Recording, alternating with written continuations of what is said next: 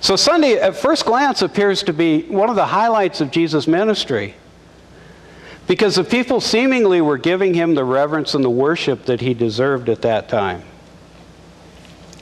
But there's an often overlooked verse in Luke, chapter 19, verse 41, where we're told that as he approached the city, he saw the city and wept over it. And so Jesus knew that even though these people were here and they were coming out to praise him and worship him and lay their garments before him, he saw what was truly in their hearts. What they were doing on the outside was not reflected by what they were feeling on the inside.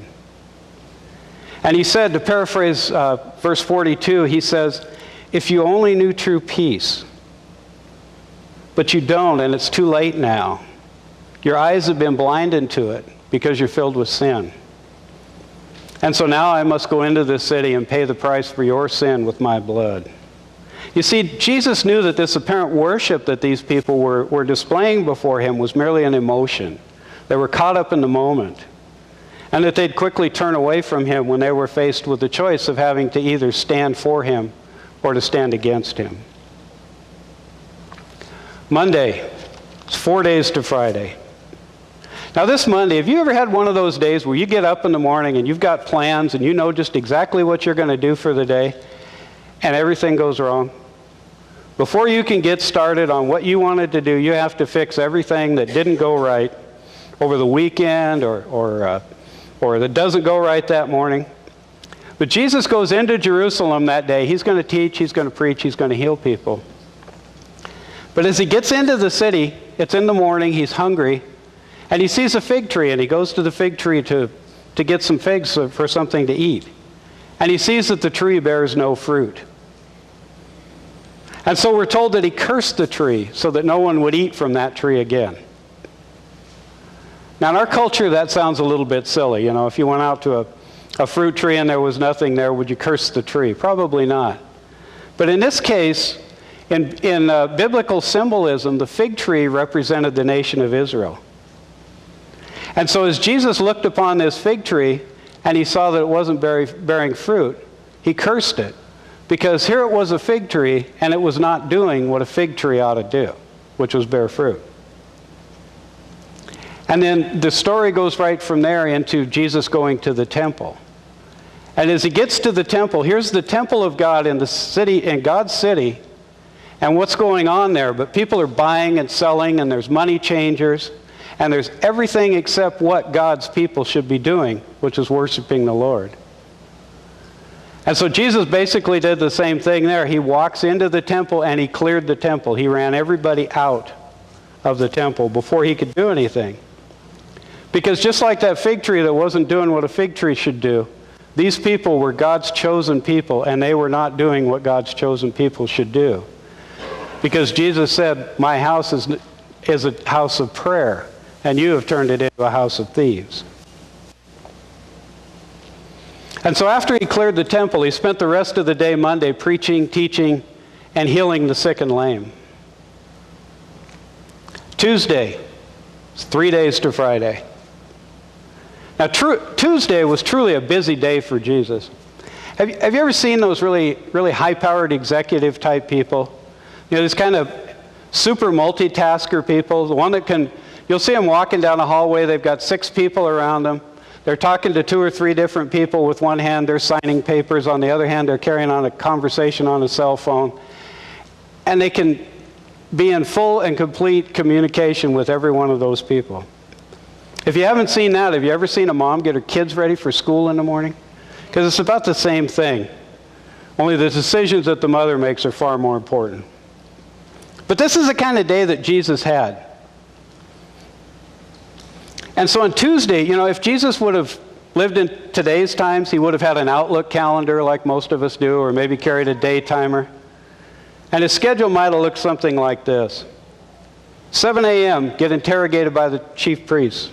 8 a.m., teach parables. 9 a.m., be interrogated by the Pharisees.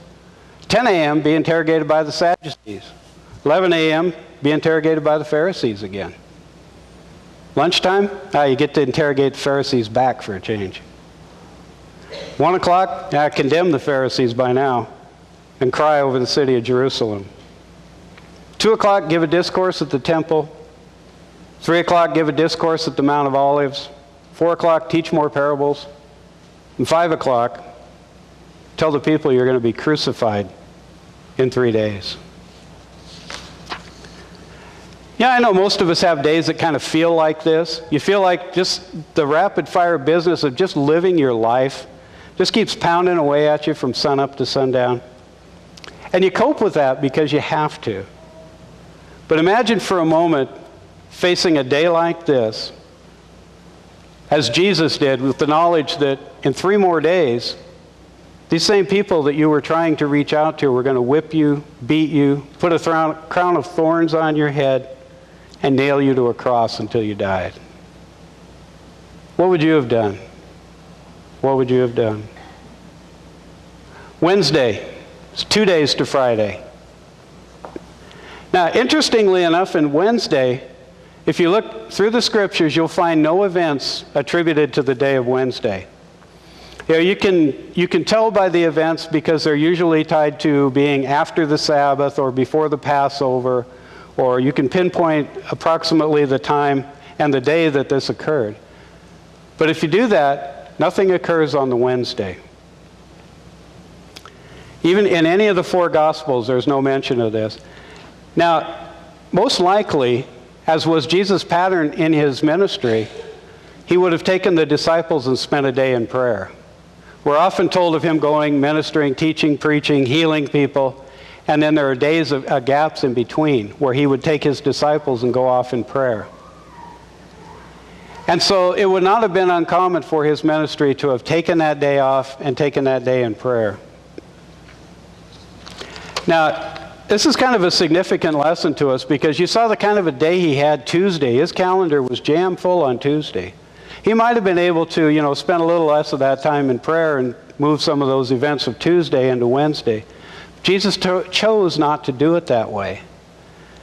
And what we can learn from this is that no matter how busy his schedule was, he had a couple days left on this earth, and he took an entire day and spent it with prayer, spent it praising, worshiping, and communicating with his Father.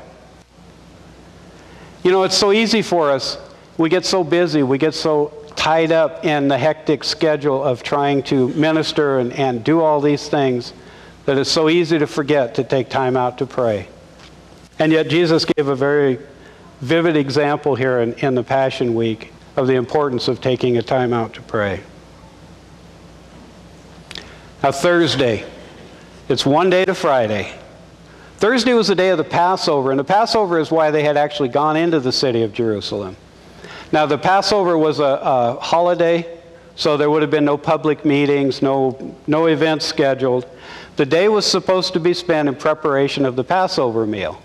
And in Exodus, they had been given specific instructions on what the meal would consist of, how it would be prepared, and that's what they did for that day.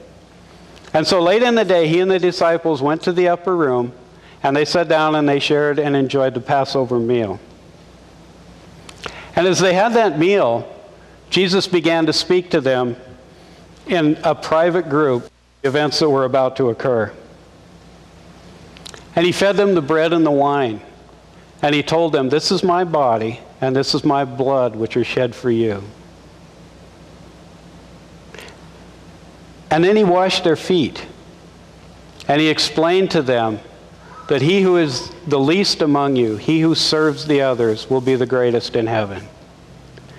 And they didn't really understand all of these things, but he was preparing them for his departure. And then he told them of the betrayal that was about to come to that night, and of how they would deny him. And he gave them comforting words about that time that he would be gone, and that he would return again, and that they would see him once more. And then we're told they sang a hymn and they went out.